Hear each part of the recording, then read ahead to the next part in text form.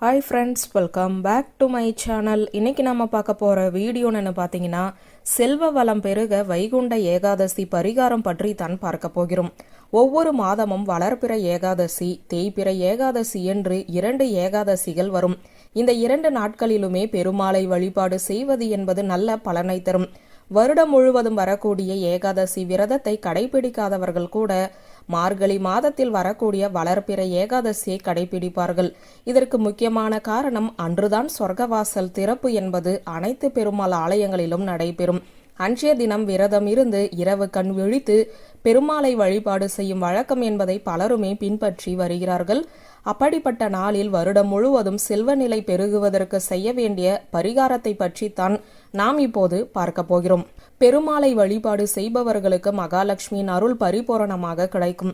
மகாலட்சுமி பெருமாளின் இதயத்தில் வீற்றிருக்கிறார் என்பது நம் அனைவருக்குமே தெரியும். அதனால் பெருமாளை வழிபாடு செய்யும் போது நம்முடைய செல்வ வளம் என்பது பெருகும். மேலும் நம்முடைய வாழ்க்கையை நடத்துவதற்கு தேவையான அனைத்து விஷயங்களுமே நமக்கு கிடைக்கும். அதனால் தான் பெருமாளை காக்கும் தெய்வம் என கூறுகிறோம். அப்படிப்பட்ட பெருமாளை நினைத்து வைகுண்ட ஏகாதசி என்று செய்ய வேண்டிய ஒரு பரிகாரத்தை பற்றித்தான் நாம் இப்போது பார்க்க போகிறோம். இந்த பரிகாரத்தை வைகுண்ட ஏகாதசி பிறக்கக்கூடிய ஜனவரி 9ஆம் தேதியும் செய்யலாம், அல்லது ஜனவரி 10ஆம் தேதியும் செய்யலாம். இதற்கு பெருமாளுக்கு உகந்த பிடித்தமான பொருட்கள் 3 வேண்டும். அதில் முதன்மையாக திகழ்வது துளசி இலை. பொதுவாக ஏகாதசி நாளன்று துளசியை பறிக்கக்கூடாது என கூறுவார்கள். அதனால் ஏகாதசி திதி தொடங்குவதற்கு முன்பாகவே துளசி இலையை பறித்து வைத்துக் கொள்ளுங்கள். அப்படி இல்லாத பட்சத்தில் கடையிலிருந்து காசு கொடுத்து கூட வாங்கிக் கொள்ளலாம். அப்படி வாங்கும்போது அதனுடன் பச்சை கற்பூரம், ஜாதிக்காய் இவற்றையும் வாங்க வேண்டும். வீட்டில் ஏற்கனவே இந்த பொருட்கள் இருந்தாலும் புதியதாக தான் அன்றைய தினம் நீங்க வாங்க வேண்டும். இவை 3ஐயுமே ஒரு அகல் விளக்கில் வைத்து பெருமாளுக்கு முன்பாக வைத்து விடுங்கள். நீங்கள் எப்போதும் போல ஏகாதசி வழிபாட்டை செய்து பெருமாளுக்கு உரிய மந்திரங்களை கூறி பெருமாளை வழிபாடு செய்து கொள்ளலாம்.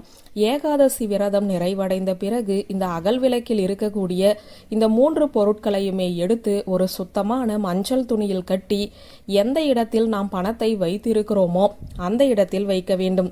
துணி இல்லை என்பவர்கள் அந்த அகல் விளக்கிலே அப்படியே எடுத்துக்கொண்டு போய் வைக்கலாம். முக்கியமான குறிப்பு என்னவென்றால், இந்த முடிச்சுக்கு கீழ் கண்டிப்பான முறையில் பணம் இருக்க வேண்டும். பணத்திற்கு மேல்தான் இந்த முடிச்சை வைக்க வேண்டும். இப்படி நாம் வைகுண்ட ஏகாதசி நாளன்று பெருமாளை நினைத்து இந்த ஒரு எளிமையான பரிகாரத்தை செய்தோம் என்றால் நம் வாழ்வில் செல்வ வளம் என்பது பெருகிக் கொண்டே செல்லும்.